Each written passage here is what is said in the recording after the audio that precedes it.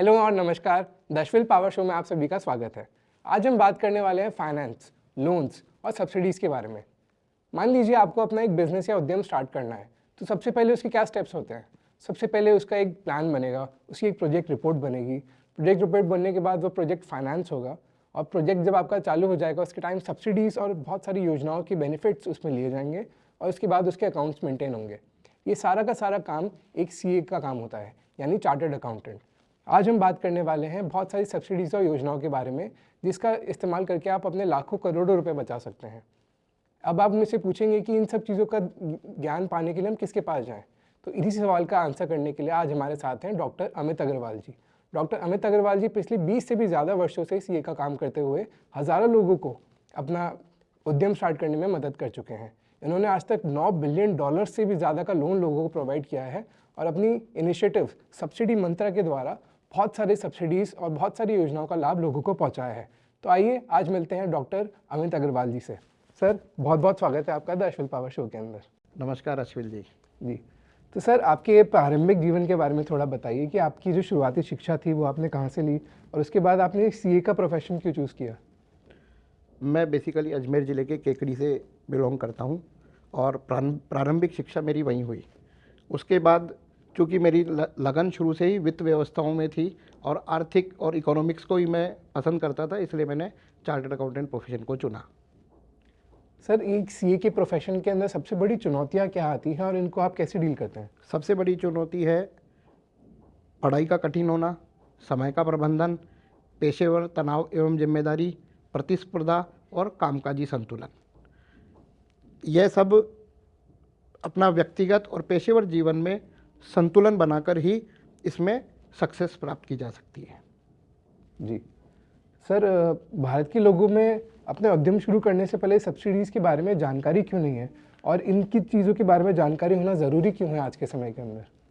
सूचना की कमी, सरकार के प्रचार प्रसार की कमी, समझ की कमी, प्रशासनिक अड़चनें, मीडिया के प्रचार का अभाव इत्यादि कई कारण हैं जिससे लोगों में सब्सिडी की बारे में जागरूकता कम है।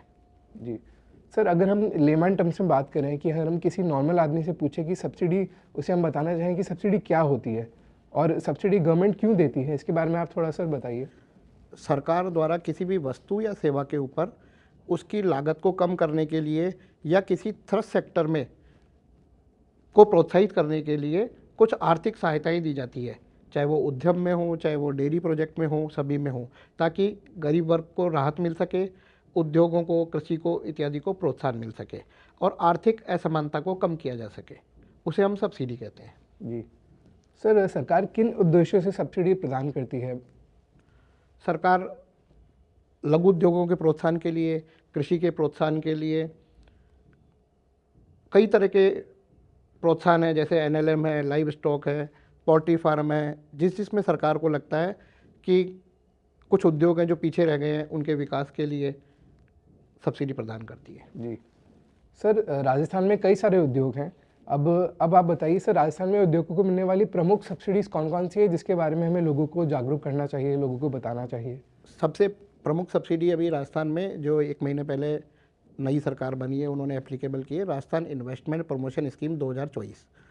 और भी कई सारी है, जैसे कि एससी और एसटी के केस में है BRUPY, भीमराव अंबेडकर लघु उद्योग प्रोत्साहन योजना, PMEGP, कई सारी योजनाएं पैरेलल अपनी यहाँ पर लागू है।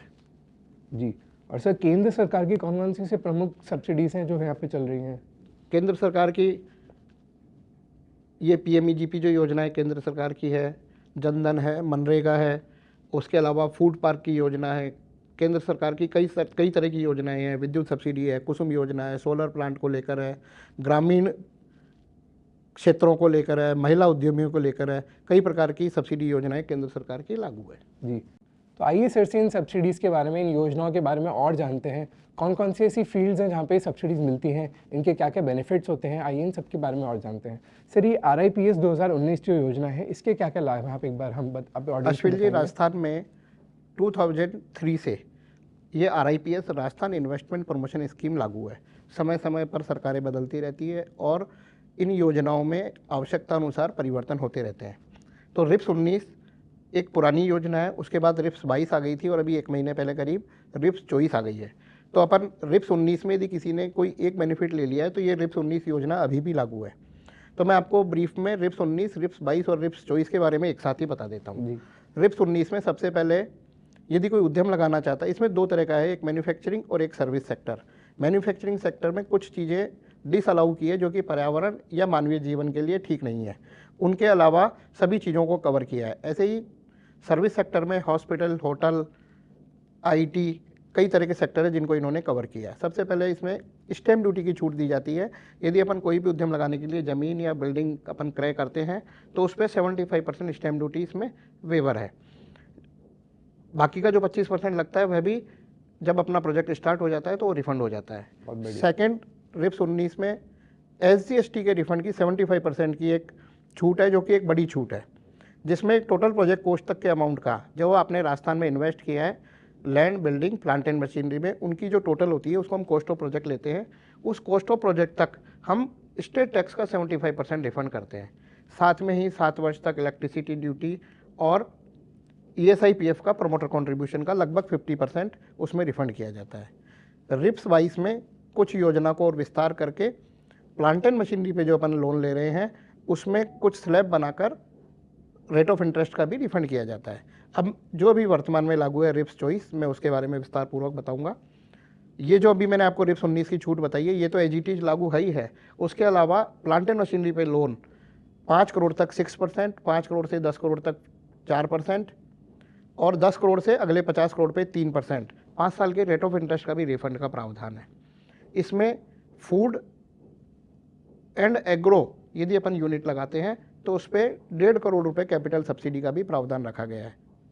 साथ में वेयर हाउस में प्रोजेक्ट कॉस्ट का 25% और कुछ जो इसमें 7 साल थी पहले सब्सिडी उसको 10 साल के लिए भी किया गया है। इस प्रकार रिप्स 2024 राजस्थान में इन्वेस्टमेंट करने के लिए एक सुनहरा अवसर खोजती है। जैसा कि आपने देखा, अगर आप निवेश करते हैं, अगर आप इन्वेस्टमेंट कर रहे हैं तो बहुत सारी ऐसी सब्सिडीज और योजनाएं हैं जो सरकार द्वारा चलाई जाती हैं। अगर आप इन सब का फ़ायदा उठाएंगे तो आपके कई सारे लाखों रुपए बच सकते हैं। ये एडवाइस और ये एक्सपर्टीज़ आपको डॉक्टर अमित अग्रवाल के पास मिलेगी, जो कि इन चीज़ों की बहुत ही अच्छे से डिटेल्स जानते हैं और अपनी गाइडेंस के थ्रू आपके काफ़ी पैसे बचा सकते हैं। आइए जानते हैं MSME सेक्टर के बारे में कि MSME सेक्टर के अंदर कौन कौन सी सब्सिडीज़ मिलती हैं। सर, इसमें एक छोटे उद्यमियों के लिए योजना है PMEGPY। उसमें प्रधानमंत्री रोजगार सृजन प्रोग्राम, उसमें 50 लाख तक का लोन ले सकते हैं और 1 करोड़ तक की प्रोजेक्ट कॉस्ट होती है वर्तमान में। उसमें यदि वुमेन के नाम से है और रूरल में लगाते हैं तो 35% तक की सब्सिडी है प्लांट एंड मशीनरी पे, यानी 17.5 लाख रुपए की FDR आपके पास आती है। यदि अपन रूरल की बजाय अर्बन में लगाते हैं तो 25% की सब्सिडी है। उसमें SC ST, पूर्व फौजी इत्यादि कई तरह की स्पेशल कैटेगरी है जिनको 35% की सब्सिडी दी गई है। जी, अब हमारे कई सारे ऑडियंस के अंदर किसान भाई भी हमारी वीडियो देखते हैं, तो सर कृषि क्षेत्र के अंदर कौन कौन सी ऐसी सब्सिडीज़ हैं जो कि काफ़ी हेल्पफुल हैं लोगों के लिए? सर, उसमें बैंक क्रेडिट कार्ड योजना है, किसान विकास पत्र, किसान गारंटी योजना है और किसानों के लिए ऋण माफ़ी की योजनाएं हैं। ऐसे कई योजनाएं हैं जो ये फूड एंड एग्रो जो प्रोसेसिंग यूनिट है प्लस कोल्ड स्टोरेज है, उसमें यदि कोई किसान अपना सोसाइटी बनाकर यदि करता है तो ये सब लाभ उसके लगभग 1.5 गुना हो जाते हैं। तो आप भी अगर अपनी कृषि क्षेत्र के अंदर आपका कोई नया उद्यम अगर स्टार्ट करना चाहते हैं, प्रोग्राम स्टार्ट करना चाहते हैं, तो सर से ज़रूर कांटेक्ट कीजिए। सर आपको कई सारी सब्सिडी योजनाओं के तहत आपकी कई सारे बेनिफिट दिलवाएंगे आपको। सर स्टार्टअप्स के लिए कौन कौन सी सहायता योजनाएं हैं? स्टार्टअप के लिए जैसा कि मैंने बताया PMEGP है, स्टार्टअप इंडिया योजना है, मुद्रा योजना है, आत्मनिर्भर भारत अभियान है, एक CGT MSE में 2 करोड़ तक का सेवा क्षेत्र में और 5 करोड़ तक का मैन्युफैक्चरिंग में, माइक्रो और स्मॉल जो लघु उद्योग लगाते हैं या स्टार्टअप करते हैं उनके लिए योजना है, नेशनल इनोवेशन फाउंडेशन है, नेशनल स्टार्टअप अवार्ड्स है, टीम इंफ्रा स्कीम है, इत्यादि कई तरह के स्टार्टअप के लिए एग्रेसिवली भारत सरकार और राजस्थान सरकार काम कर रही है। सर इसके थोड़े आप ऐसे बेनिफिट्स लोगों को बताएंगे, अगर कोई एकदम नया स्टार्टअप लॉन्च कर रहा है तो उसके लिए सबसे एक्साइटिंग ऐसी कौन सी चीज़ें हैं जिसकी वजह से उसको योजनाओं का फ़ायदा उठाना ही चाहिए? सर, इस योजनाओं का आज इस कॉम्पिटिटिव युग में आपकी कॉस्टिंग कम हो जाती है। यदि आप किसी योजना से किसी प्रकार का कैपिटल, इंटरेस्ट या GST इत्यादि की कोई सब्सिडी प्राप्त करते हैं तो आपको आप उसको नेट प्रॉफिट मान के ना चलें, उसको ये मान के चलें कि आपकी कॉस्ट कटिंग हो गई है। तो आप इस प्रतिस्पर्धा युग में अच्छे से स्टैंड कर सकते हैं। जी जी सर। स्टार्टअप्स में बहुत हाई कंपटीशन है, छोटे छोटे मार्जिन पे बहुत सारे प्लेयर्स हैं, तो ये जो योजनाएं हैं, ये जो सब्सिडीज़ हैं, इनका आप अगर इस्तेमाल करते हैं तो डेफिनेटली आप कंपटीशन से आगे निकलते हैं। कई सारी योजनाओं में ग्रांट्स भी दी जाती हैं, जो कि एक वन टाइम गवर्नमेंट आपको एक फैसिलिटी प्रोवाइड करती है, जिससे कि आप अपना उद्यम स्टार्ट कर सकते हैं। इन सब चीज़ों का इस्तेमाल करते हुए आप अपने स्टार्टअप को और भी ऊंचाइयों तक लेके जा सकते हैं। तो राजस्थान में जो सोलर पावर प्लांट है, ये आजकल बहुत ज़्यादा चल रहा है, तो इसमें कौन कौन सी हमें सब्सिडीज मिलती हैं सर? भारत सरकार की एक योजना है कुसुम योजना, जो कि बहुत ही महत्वपूर्ण है। उसमें 25 से 35% तक की सब्सिडी है। और ये जो रिप्स 2024 जिसका मैंने आपको बारे में बताया है, उसमें प्लांट एंड मशीनरी जो लगती है उस पर इंटरेस्ट की सब्सिडी है। उसके अलावा इलेक्ट्रिसिटी ड्यूटी और ESIPF की सब्सिडी उस पर एप्लीकेबल है। जी, तो आप देख सकते हैं इतनी सारी सब्सिडीज हमें सोलर सेक्टर के अंदर भी मिलती है। इसके अंदर बहुत सारे ऑपरेशंस होते हैं और गवर्नमेंट ने इन सभी ऑपरेशंस को आइडेंटिफाई करके इन सभी चीज़ों के ऊपर सब्सिडी प्रोवाइड करी है। इसकी डिटेल्स अगर आप जानना चाहते हैं तो आप सर से कॉन्टैक्ट कीजिए, सर आपको और विस्तार के अंदर इन चीज़ों के बारे में बताएंगे। सर, फूड प्रोसेसिंग सेक्टर के अंदर कौन कौन सी सब्सिडीज़ मिलती है, हम आज बात करें तो? सर, फूड प्रोसेसिंग सेक्टर में प्रधानमंत्री खाद्य प्रसंस्करण उद्योग योजना है, processed food export development authority बनाई गई है, national mission on food processing योजना है। हमारे यहाँ पर भी जो पंत भवन में है कृषि डिपार्टमेंट है, वो भी 1.5 करोड़ की सब्सिडी देता है। और इस बार राजस्थान सरकार ने रिप्स 2024 में भी फूड और एग्रो के लिए 1.5 करोड़ की कैपिटल सब्सिडी को ऐड कर दिया है। इसके अलावा लघु फूड पार्क और फूड पार्क के लिए करीब 50 करोड़ की कैपिटल सब्सिडी डेवलपर को और 2 करोड़ की सब्सिडी वहाँ पार्टिसिपेंट को भी एक योजना में मिलती है। जी सर, इलेक्ट्रिक व्हीकल्स खरीदने पे हम जैसे देखते हैं पर्यावरण को काफ़ी लाभ पहुंचता है इलेक्ट्रिक व्हीकल से, सो इसमें कौन कौन सी सब्सिडी हमें आजकल मिल रही है? इलेक्ट्रिक व्हीकल पर केंद्र सरकार की ओर से कई तरह की सब्सिडी है, राज्य सरकार की ओर से है। इलेक्ट्रिक व्हीकल खरीदने पर 1.5 लाख रुपए की कैपिटल सब्सिडी है। कुछ राज्यों में इसका रजिस्ट्रेशन शुल्क फ्री है। चार्जिंग स्टेशन स्थापित करने पर सब्सिडी है। इलेक्ट्रिक व्हीकल खरीदने में वित्तीय संस्थाओं द्वारा विशेष प्रकार के लोन दिए जाते हैं। इस प्रकार कई सब्सिडी उपलब्ध है। बहुत सारी सब्सिडीज उपलब्ध है। हमने बात करी बहुत सारे सेक्टर्स के बारे में, हमने बात करी MSMEs के बारे में, हमने बात करी कृषि के बारे में, फूड प्रोसेसिंग के बारे में। आइए बात करते हैं डेयरी उद्योग के बारे में कि इस डेयरी उद्योग के अंदर क्या क्या सब्सिडीज उपलब्ध हैं। सर, डेयरी उद्योग में न्यूनतम समर्थन मूल्य, राष्ट्रीय डेयरी विकास बोर्ड बनाया गया है जो कि इसमें वित्तीय सहायता प्रदान करता है। राष्ट्रीय पशु रोग नियंत्रण कार्यक्रम चल रहा है। कृषि और डेयरी क्षेत्र में प्रधानमंत्री फसल बीमा योजना है। दूध उत्पादन को बढ़ावा देने के लिए कई तरह की योजना है। इसके अलावा हम रिप्स, MLUPY, BRUPY, इंटरेस्ट की सब्सिडी, PMEGP, इन सब का भी इसके साथ में पैरेलली लाभ ले सकते हैं। हमारे बहुत सारे किसान भाई जो अपनी गाय, भैंस और बकरियां पालते हैं, उन सभी सब्सिडीज़ का लाभ उठा सकते हैं जो कि सरकार ने चलाई हैं। साथ में एक अश्विन जी मैं कहना चाहूँगा, एक NLM नेशनल लाइव स्टॉक योजना भी है। ये डेयरी योजना तो वो है जिसमें अपन दूध का और इनका काम करते हैं। एक अपन यदि पोल्ट्री फार्म, फॉडर या गॉट फार्मिंग करते हैं तो उसके लिए 35% सब्सिडी की एक योजना है जो कि राष्ट्रीय NLM के अंदर है, नेशनल लाइव मिशन योजना में। बहुत बढ़िया सर। क्या विदेशी निवेश प्राप्त करने पर भी स्टार्टअप्स को सरकारी सब्सिडी मिल सकती है? विदेशी निवेश को प्राप्त करने के लिए ऐसे अलग से कोई हेड नहीं बना गया है सब्सिडी का, लेकिन वो जो मैंने अभी सब्सिडी बताई है वो सब उसमें इंक्लूड होती है। जी, ओके सर। क्या व्यक्तिगत रूप से भी सब्सिडी प्राप्त की जा सकती है? हाँ, व्यक्तिगत रूप से भी की जा सकती है। जैसे NLM और ये सब है वो व्यक्तिगत रूप से ही मिलती है सब्सिडी। इंडिविजुअल नेम में अपनी लैंड होनी चाहिए, इंडिविजुअल नेम में ही अपन पूरा बिजनेस करते हैं, उसी में लोन होता है, सब्सिडी प्राप्त की जा सकती है। ओके, अब हम बात करते हैं राजस्थान के पर्यटन उद्योग के बारे में। पर्यटन राजस्थान का एक बहुत बड़ा सेक्टर है जहाँ पे बहुत सारी हमें जॉब अपॉर्चुनिटीज़ मिलती हैं, बहुत सारे लोग इससे अटैच्ड हैं। सर, इसके अंदर कौन कौन सी सब्सिडीज़ मिलती हैं हमें? पर्यटन उद्योग में सबसे पहले स्टैम्प ड्यूटी की सब्सिडी है, SGST की सब्सिडी है, इलेक्ट्रिसिटी ड्यूटी की सब्सिडी है। इसमें एक बात और मैं कहना चाहूँगा, रिप्स चॉइस में इन्होंने जिनका स्टेट का टैक्स नहीं बन रहा है उनके लिए भी एक सब्सिडी ऐड की है। उसमें मिनिमम 25 करोड़ की लागत रखी है, जिसमें या तो स्टेट टैक्स की सब्सिडी ले लें या फिर अपन 1.2% ऑफ द टर्नओवर की सब्सिडी ले लें या फिर अपन 13 से 28% की कैपिटल सब्सिडी ले लें। तो पर्यटन उद्योग को बढ़ावा देने के लिए ये सभी प्रकार की सब्सिडियाँ उसमें एप्लीकेबल है। ओके, जिसमें ब्याज दर की भी सब्सिडी है, इलेक्ट्रिसिटी ड्यूटी की भी है, SGST की भी है, ESIPF की भी है, अपने यदि स्टैम्प ड्यूटी रजिस्ट्रेशन कराते हैं तो उसकी भी है। हमने सर से कई सारी सब्सिडीज़ के बारे में जाना। आइए बात करते हैं योजनाओं के बारे में। महिला उद्यमों के लिए कौन कौन सी सरकारी योजनाएं हमारे पास उपलब्ध हैं? सबसे बड़ी तो एक अभी सरकार ने प्रधानमंत्री मुद्रा रोजगार योजना लगाई है। उसमें 10 लाख तक वो बिना किसी कोलेट्रल के लिए लघु उद्यमियों को, महिला उद्यमियों को लोन दे रहे हैं।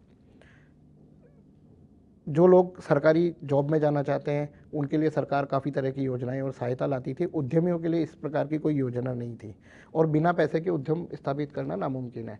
तो सरकार ने स्टार्टअप इंडिया, प्रधानमंत्री मुद्रा योजना, महिला सशक्तिकरण केंद्र, राष्ट्रीय ग्रामीण आजीविका मिशन, राष्ट्रीय महिला बैंक, धनलक्ष्मी योजना इत्यादि कई तरह की महिलाओं के लिए योजनाओं का संचालन किया है। जी सर।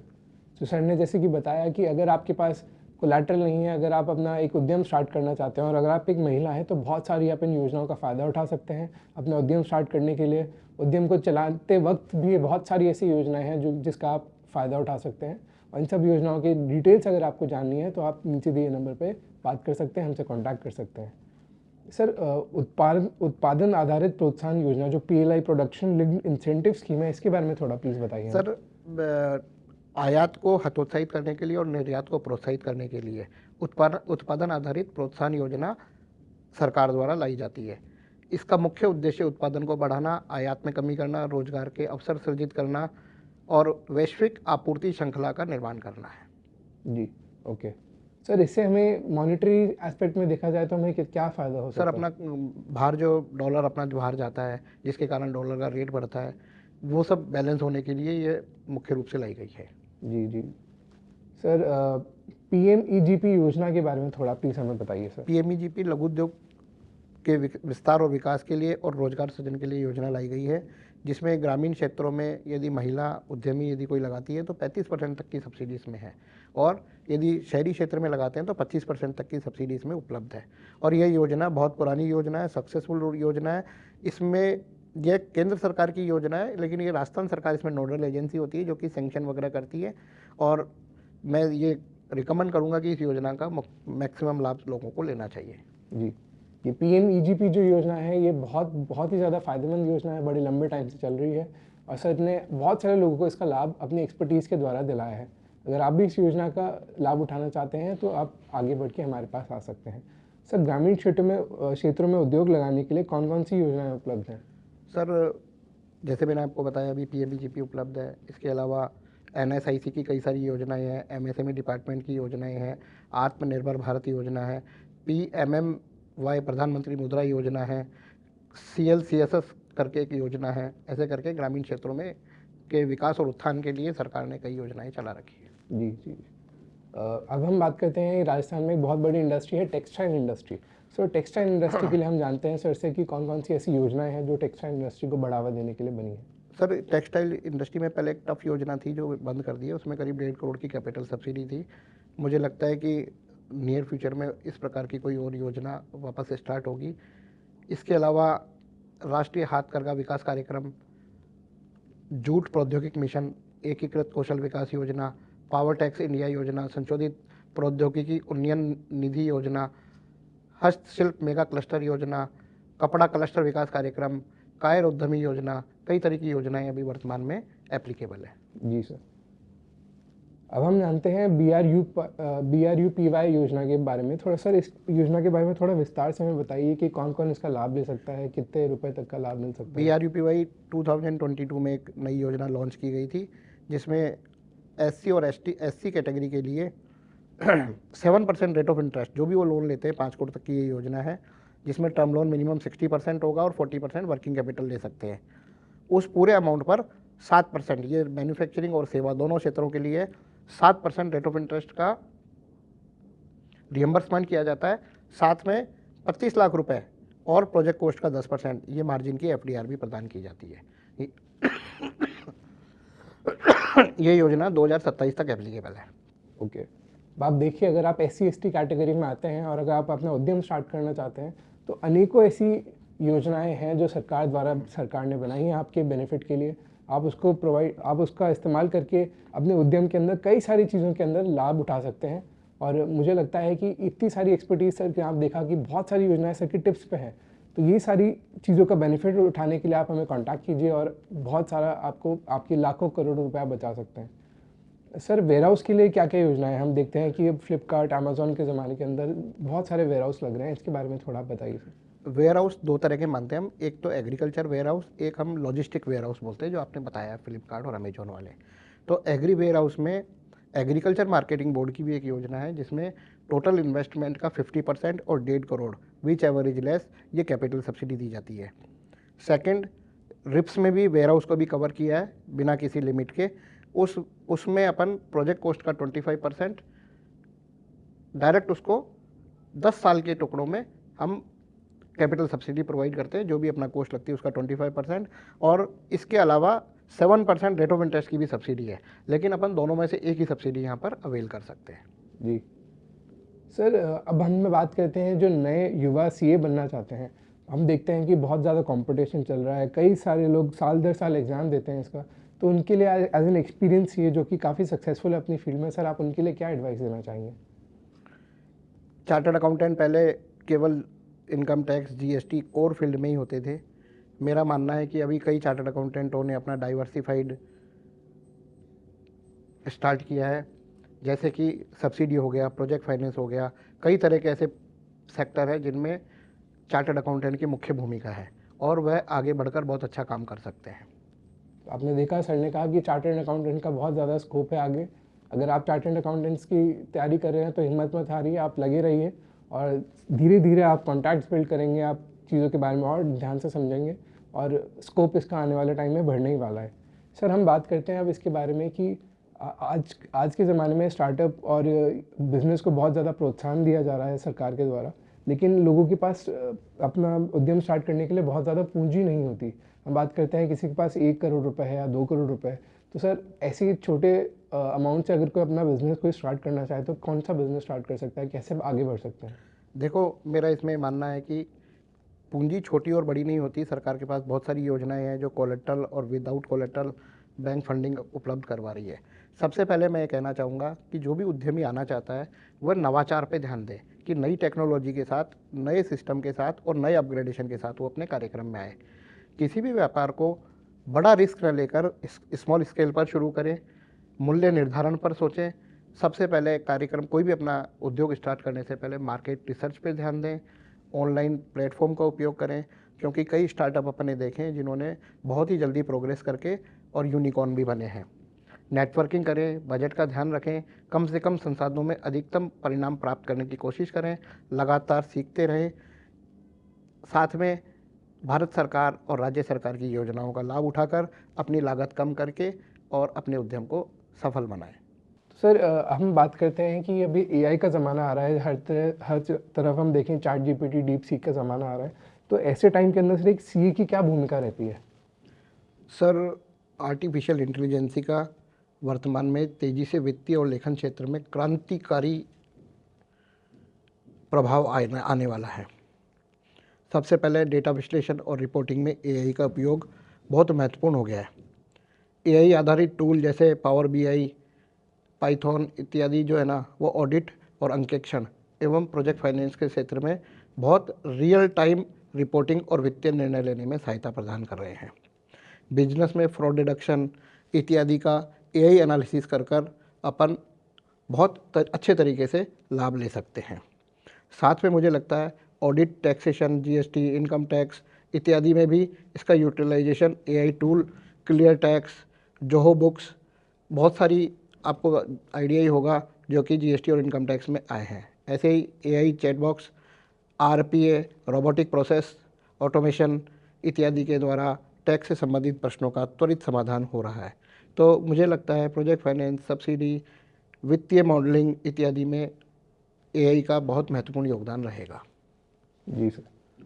सर अब हम बात करते हैं कि अगर कोई भी अपना प्रोजेक्ट स्टार्ट करता है तो सबसे पहले आता है कि एक प्रोजेक्ट रिपोर्ट बनाई जाए और उसके जस्ट बाद एक स्टेप आता है लोन लेने का। तो सर लोन कैसे लिया जाता है, प्रोजेक्ट फाइनेंस जो जिसे हम बोलते हैं, इसके बारे में आप थोड़ा बताइए। प्रोजेक्ट फाइनेंस वित्तीय प्रबंधन जो कि दीर्घकालिक में होता है, उसकी एक संरचना है। बड़े इंफ्रास्ट्रक्चर और औद्योगिक प्रोजेक्ट के लिए जो पूंजी जुटाई जाती है उसको हम प्रोजेक्ट फाइनेंस कहते हैं।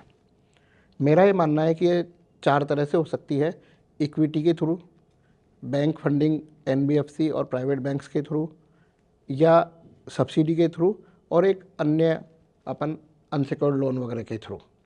तो प्रोजेक्ट फाइनेंस उद्योगों के विकास की मुख्य रीढ़ की हड्डी है।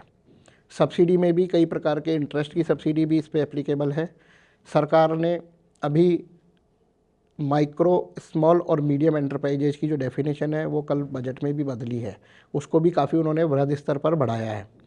उसी आधार पर रेट ऑफ इंटरेस्ट वगैरह डिसाइड होता है, उसी रेट ऑफ इंटरेस्ट पे अपन को प्रोजेक्ट फाइनेंस की फंडिंग मिलती है। जब इनिशियल में कोई भी प्रोजेक्ट लगाया जाता है तो जितनी अपने पास पूंजी होती है उसको अपन प्रोमोटर कंट्रीब्यूशन मानते हैं और उसको 25% अपन मिनिमम रिक्वायरमेंट होती है और 75% बैंक फंडिंग करता है। इसमें long term loan, special purpose loan, non resources financial, cash flow based loan, collateral आधारित या विदाउट कोलेटरल लोन इत्यादि कई प्रकार से लोन होते हैं जो कि राष्ट्रीयकृत बैंक, प्राइवेट बैंक और एनबीएफसी द्वारा किए जाते हैं। इसमें भारत सरकार की सिडबी, आरबीआई, राजस्थान सरकार की आरएफसी इत्यादि कई तरह की संस्थाएं हैं जो इन लोनों को करने में महत्वपूर्ण भूमिका रखती है। प्रोजेक्ट आइडिया और planning, financial modelling, funding resources तय करना, लोन की फंडिंग, स्वीकृति, क्रियान्वयन, उसके लिए जो चार्टर्ड अकाउंटेंट के सर्टिफिकेट, प्रोजेक्ट रिपोर्ट बनाना और प्रोजेक्ट रिपोर्ट के बाद जो आरबीआई ने गाइडलाइन दी हुई है उस आधार पर उसमें रेशो एनालिसिस करना, ये सब चार्टर्ड अकाउंटेंट का काम होता है। तब जाके एक प्रोजेक्ट फंडिंग हो पाती है और उस प्रोजेक्ट फंडिंग के बाद उसका डिस्बर्समेंट के बाद फिर वो प्रोजेक्ट स्टार्ट हो पाता है। इसलिए किसी भी प्रोजेक्ट को लगाने के लिए प्रोजेक्ट फंडिंग सबसे महत्वपूर्ण विषय है। तो जैसा कि सर ने बताया कि प्रोजेक्ट फंडिंग एक प्रोजेक्ट की रीढ़ की हड्डी होती है, उसके अंदर किस तरह से हमें पैसा रेज करना है, क्या हमें उसमें कंडीशंस रखनी है, क्या स्ट्रैटेजी रखनी है, ये सब एक सीए की एक्सपर्टीज से ही डिसाइड हो सकता है। और सर आप हमें बताएंगे कि आपने कितने तक के लोन आज तक लोगों को दिलाए हैं? सर मैंने करीब 17,000 करोड़ के लोन अभी तक करवा दिए हैं टोटल, जिनमें 600 करोड़ का भी लोन है तो 3 लाख रुपए का भी लोन है। लोन सर प्रोजेक्ट किस साइज का है, कहाँ लग रहा है, उसकी क्या रिक्वायरमेंट है, उस आधार पर राष्ट्रीयकृत बैंक और प्राइवेट बैंक स्वीकृत करते हैं। जैसा कि सर ने बताया कि सर ने बहुत ज़्यादा अमाउंट के लोन्स अपने हाथ के थ्रू लोगों को दिलवाए हैं। और सर की जो महान बात है वो ये है कि एक छोटे से छोटा आदमी जो नॉर्मल स्तर का आदमी है वो भी सर के पास आता है और एक बड़े से बड़ा जो बहुत बड़ा उद्योगपति है वो भी सर के पास आता है। सर दोनों को ही पूरी अच्छे से ट्रीट करते हैं और उन सबकी लोन और बाकी फाइनेंशियल जो जितनी भी डिसीजन मेकिंग है और स्ट्रैटेजी है उसके अंदर बहुत ज़्यादा अच्छे से हेल्प करते हैं। तो हम एक बात करते हैं कि आज के ज़माने में हम देखते हैं कि सब लोगों को बहुत जल्दी पैसा कमाना है और दूसरी तरफ इसी का कॉन्ट्राडिक्शन ये है कि लोगों की एक सेविंग मेंटालिटी है कि हम पैसा जोड़ के रखें। तो सर ऐसे टाइम के अंदर हमें कौन सी फाइनेंशियल स्ट्रैटेजी अपनानी चाहिए? अश्विल भाई, बहुत इंपॉर्टेंट प्रश्न है ये और प्रैक्टिकल प्रश्न है। सभी को ही आज की तारीख में पैसे कमाने की जल्दी है, लेकिन जो धैर्य से, समझ से, जैसा कि हमने बताया कि क्या सावधानियां रखनी होती है। और वर्तमान में यदि बहुत अच्छे से पैसा कमाना है तो आपको टेक्नोलॉजी का इसमें में विशेष रूप से साथ लेना ही पड़ेगा। जिन लोगों ने टेक्नोलॉजी का साथ लिया है या टेक्नोलॉजी को यूज़ किया है वो लोग वास्तव में बहुत आगे गए हैं जो ट्रेडिशनल वर्क कर रहे हैं उनसे। तो मैं सभी से ये कहूँगा कि पहले इसका नो हाउ करके, पूरा एनालिसिस करके, फिर टेक्नोलॉजी को साथ में कोलैबोरेट करके फिर अपने व्यापार को प्रारंभ करें तो दोनों ही चीज़ें उसमें संभव हो पाएगी। जी, जैसा कि सर ने बताया कि टेक्नोलॉजी का साथ में यूज़ करते वक्त आप कई ज़्यादा स्पीड से ग्रो कर सकते हैं और आप संयम और धीरज मेंटेन करके रखें अपने बिजनेस के अंदर, तभी आप ग्रो कर पाएंगे। अगर हम किसी ऐसी चीज़ के पीछे भागते हैं, जैसा कि हम सबसे बात करेंगे कि आजकल ऑनलाइन फ्रॉड बहुत ज़्यादा हो रहे हैं, पॉन्जी स्कीम्स आ रही हैं, कई सारे ऑनलाइन सट्टा गेम्स आ रहे हैं। सर इन चीज़ों के बारे में लोग कैसे इससे बच के रहें, क्या स्ट्रैटेजी अपनाएं इसके अगेंस्ट? ऑनलाइन फ्रॉड के तो आप बहुत सही कह रहे हैं। सबसे मुझे ज़्यादा लगता है कि ऑनलाइन फ्रॉड से सावधान स्वयं को रहना होगा। फ्रॉड करने वाला अपनी टेक्नोलॉजी के साथ है और वो उस सब्जेक्ट का एक्सपर्ट है। अपन चूँकि नॉर्मल तरीके से डील करते हैं तो सावधानी इसमें उपचार है। मेरा मानना यह है कि मजबूत पासवर्ड 2FA का उपयोग करें। अपने बैंक, ईमेल, अन्य महत्वपूर्ण खातों के लिए मजबूत और अलग अलग पासवर्ड बनाएं। संदिग्ध किसी भी प्रकार के लिंक और ईमेल से सावधान रहें। सुरक्षित वेबसाइट और ऐप्स का उपयोग करें। फालतू की वेबसाइट और ऐप्स पे अपन सर्फिंग ना करें। साथ में पब्लिक वाईफाई से बचें, क्योंकि पब्लिक वाईफाई से किसी भी प्रकार से डेटा हैक होने के अंदर रहता ही रहता है। ऑनलाइन लेन देन में सतर्क रहें। हर छोटी छोटी चीज़ का पेमेंट अपन, सरकार ऑनलाइन को बढ़ावा दे रही है, लेकिन अपन सोच के समझ के करें। साथ में साइबर सिक्योरिटी सॉफ्टवेयर, कई तरह के सॉफ्टवेयर मार्केट में अवेलेबल हैं, डिवाइसेस अवेलेबल है, उनका अपन इस्तेमाल करें। बैंक और क्रेडिट कार्ड स्टेटमेंट की नियमित जांच करें कि अपना जो पैसा है वो किसी प्रकार से मिसयूज़ ना हो गया हो या फ्रॉड का शिकार ना हो गया हो। फिर भी यदि किसी प्रकार की कोई संदिग्ध गतिविधि मिलती है तो साइबर क्राइम के अपने पास नंबर रखें और जागरूकता के साथ उसको डील करें, तुरंत वहाँ संपर्क करें। जैसा कि सर ने बताया कि साइबर क्राइम से बचने के लिए हमें बहुत सारी टेक्निक्स का इस्तेमाल करना है, हमें सतर्क रहना है ताकि हम अपनी जो मेहनत से कमाई हुई पूंजी है उसको बचा के रख सकें। और स्पेशली मैं कहना चाहूँगा कि जो बच्चे हैं या फिर जो टीनेजर्स हैं जिनको लगता है कि ये काफ़ी अट्रैक्टिव स्कीम्स है, ऐसे लोग स्पेशली ऐसी चीज़ों से बचें और अपने पेरेंट्स के हार्ड अर्न्ड मनी को संभाल के रखें। आइए हम सर से जानते हैं कि लोग फाइनेंशियल प्लानिंग करते वक्त, प्रोजेक्ट फाइनेंस करते वक्त कौन कौन सी ऐसी गलती करते हैं जिनको लेके सर के पास लोग आते हैं, और ऐसी गलती हम ना करें, हम ऐसी गलतियों को अवॉइड करें। सर, प्रोजेक्ट फाइनेंस और सब्सिडी में सबसे महत्वपूर्ण रोल ही यही है कि गलत या अधूरी जानकारी देना, किसी भी प्रपत्र को भरने के लिए, स्कीम को ऑनलाइन भरने के लिए संपूर्ण जानकारी होना ज़रूरी है। उससे बड़ी बात है एलिजिबिलिटी की जानकारी होना कि आप उस स्कीम के लिए आप एलिजिबल है कि नहीं है, उसकी पात्रता की क्या स्कीम है। जैसे पीएमईजीपी की अभी अपन ने बात की तो वो केवल प्रोप्राइटरशिप में और न्यू फर्म में एप्लीकेबल है। अब यदि आपने उसको पार्टनरशिप फर्म या किसी अदर एंटिटी में लगाया तो फाइल रिजेक्ट होनी ही होनी है। तो पात्रता की जानकारी होना और उसके अनुसार ही फाइल लगाना बहुत ज़रूरी है। साथ में ज़रूरी दस्तावेज न लगाना या गलत फॉर्मेट में पेपर्स को लगा देना। प्रोजेक्ट रिपोर्ट उसको रेशो के अनुसार नहीं लगाना। अपन ने सब्सिडी में अलग प्रोजेक्ट रिपोर्ट लगा दी, उसके लिए अपन ने कोटेशंस जल्दबाजी में लिए, वो कोटेशन अपन ने अलग लगा दिए। प्रोजेक्ट फाइनेंस करते वक्त अपन ने प्रोजेक्ट रिपोर्ट चेंज कर दी या कोटेशंस चेंज कर दिए या एक्टिविटी चेंज कर दी। जानकारी के अभाव में किसी प्रकार का यदि कोई चेंज होता है, उद्यम में भरते हैं, बीआरएन में भरते हैं, कैपेसिटी है, अमाउंट है, वो सब सेम रहना चाहिए क्योंकि कई डिपार्टमेंटों का इसमें इन्वॉल्वमेंट होता है, उनकी ऑडिट होती है। तो इन सब कार्यों को अपने को सतर्कता से करना पड़ेगा। ऐसे ही सब्सिडी के लिए गलत बैंक खाते का उपयोग करना। मान लीजिए अपने को कुछ सब्सिडी है जो केवल नए उद्यमी के लिए है, कुछ सब्सिडी है जो एक्सपेंशन पे भी एप्लीकेबल है। और यदि अपन उस सब नया ही प्रोजेक्ट लगा रहे हैं और उसको अपन पुरानी फर्म में लगा देते हैं तो अपने जो बेनिफिट्स हैं वो हेयर कट हो जाते हैं, कम हो जाते हैं। तो ये सोच के कंसल्टेंट से बात करके फिर ही अपने को ये सब्सिडी और इन सबको लगाना चाहिए। साथ में जितने भी सरकारी पोर्टल है जिन पर ये आवेदन किया जाता है उनको डीएससी से वेरीफाई करना, ओटीपी से वेरीफाई करना और स्कीम के अनुसार बेनिफिट लगाना, टाइम पर उनको अपना क्लेम लगाना इत्यादि का ध्यान रखना होगा। साथ में जब ये अपन किसी योजना को सैंक्शन करा लेते हैं तो उसको उठाने के लिए या रिफंड के लिए इंस्पेक्शन भी करवाना होता है। तो इंस्पेक्शन के समय जो अपन ने प्रोजेक्ट रिपोर्ट दी है, जिन प्लांट एंड मशीनरी के अपन ने कोटेशन दिए हैं, बिल दिए हैं, वो सब वहाँ पर अवेलेबल होनी चाहिए। उसमें अपने को बहुत ज़्यादा ध्यान रखने की आवश्यकता है। साथ में मुझे लगता है कुछ लोग पेशेवर सलाह नहीं लेते हैं, यानी कि सब्सिडी और प्रोजेक्ट फाइनेंस एक स्पेशलाइज्ड फील्ड है, इसके लिए स्पेशलाइज्ड लोग हैं। मान लीजिए आज मेरे को 20 साल का करीब अनुभव है सब्सिडी और प्रोजेक्ट फाइनेंस का। हम कई बड़े प्रोजेक्ट भी किए हैं और हमने कई छोटे प्रोजेक्ट भी किए और लगभग सभी स्कीम में काम करते हैं। तो यदि वो पेशेवर सलाह शुरू में नहीं लेते हैं तो आई हुई सब्सिडी भी कई बार रिफंड हो जाती है। तो इसलिए मैं ये कहना चाहूँगा कि स्कीम की पात्रता, सभी दस्तावेज सही और अपडेट हो, बिजनेस और बैंक अकाउंट की सही जानकारी हो, फार्म भरने से पहले दोबारा जाँच कर ली जाए और अनुभवी सीए या सब्सिडी कंसल्टेंट की मदद ली जाए, तो अपन सभी स्कीमों का प्रॉपर फ़ायदा उठा पाएंगे। जैसा कि सर ने बताया कि बहुत सारी चीज़ों का हमें ध्यान रखना होता है, हमें बहुत सारे डॉक्यूमेंट्स को प्रॉपर तरीके से मेंटेन करना है, हमें अपने अकाउंट्स को ढंग से मेंटेन करना है ताकि हमारी सब्सिडी ऐसा ना हो कि ये चली जाए, और भी बहुत सारी चीज़ों का ध्यान रखना होता है। तो हमने सर से ये जाना कि अगर आपको कोई उद्यम स्टार्ट करना है तो सबसे पहले उसकी एक प्रोजेक्ट रिपोर्ट बनेगी, तो उसके बाद उसका एक प्रोजेक्ट फाइनेंस कराने के लिए उसके सारे डॉक्यूमेंट्स बनेंगे, उसके बाद लोन लिया जाएगा, उसके बाद प्रोजेक्ट चालू होगा और उसके बाद उसके अकाउंट्स मेंटेन होंगे और उसके बाद सब्सिडीज़ भी ली जाएंगी। ये सारा काम एक साथ चलेगा। इन सभी कामों को चलाते वक्त जो एक्सपर्टीज़ चाहिए, जो गाइडेंस चाहिए, वो सर आपको प्रोवाइड करेंगे।